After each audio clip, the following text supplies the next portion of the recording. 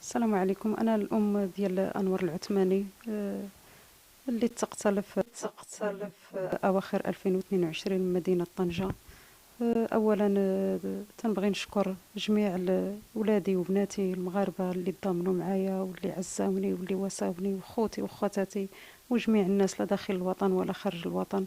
الله يجازيكم بألف خير، الله يجازيكم بألف خير، وإن شاء الله يا ربي ما تشوفوا باس في حياتكم.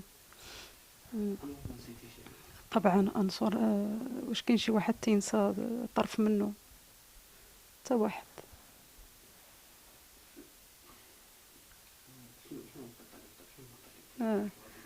آه. ولدي مشى ضحية غدر، ضحية جريمة شنعاء، تقتل من طرف مجرمين محترفين. فقط تنقولها وتنأكد عليها، مجرمين محترفين، لأن أنا الأولى اللي شفتو كيفاش ميت، مضروب واحد ضربات قوية مسددة بطريقة احترافية.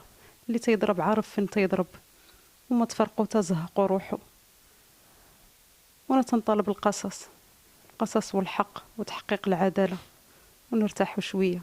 ما بغينا حتى شي حد يتظلم، حنا بغينا غير الحقيقة والحق يبان، ولنا كامل الثقة والرجاء فيما بقي من أطوار القضية أن تنصفنا. والحمد لله عندنا من المؤسسات القانونية ومن المساطير ومن هذا ما التي تسهر دوما عن حقوق المواطنين وصونها.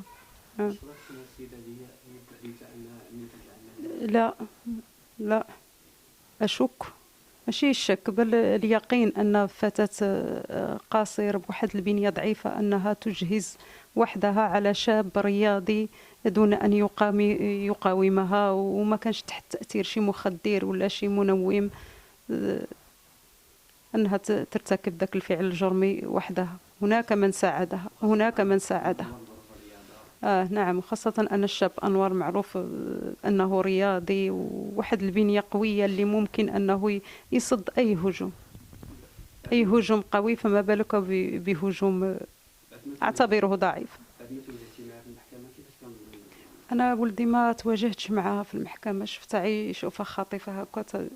هاد الجنب تيبقى يحرقني صافي، ما تنقدرش ندخل في واحد النوبة ديال هذا الأب ديالو اللي تواجه معها واللي شافها. نعم. شنو بالك في الأسئلة اللي تطرحوا على الحال والأجوبة ديال القاتلة؟ أنا ما حضرتش، كما قلت لك الأب ديالو اللي حضر. أنا هذيك الساعة خرجت، ما قدرتش نتحمل الموقف. سميتي يعني تشعر بأن باقي طرفين آخرين؟ طبعا هناك شركاء. لا يعقل. نتمنى نكون ما تنهضرش من العاطفة. اللي خبير واللي تيفهم في هذا الشيء يفهمني، يقول لي واش هذا الشيء منطقي. أن مثلا كيف لفتاة في مقتبل العمر أن تجهز على شاب رياضي ولم يقاوم، وتستولي على ممتلكاته من حاسوب ومحمول، وتقوم بالولوج إلى حساباته ومسحها دون الاستعانة بشخص. لا يمكن. لا، اعترفت أنها أول مرة تزوره، وتعرفت عليه فقط في مواقع التواصل الاجتماعي، والأصدقاء ديالو والمقربين ديالو لم يتعرفوا عليها ولم يسبق لهم أن شاهدوها رفقة المرحوم. الكلمة ديالي الأخيرة تنشكر جميع المغاربة اللي متابعين القضية ديال ولدي، الله يجازيهم بخير، وتنتمنوا إحقاق الحق وتحقيق العدالة إن شاء الله. طبعا واش تطلب ما يمكنش.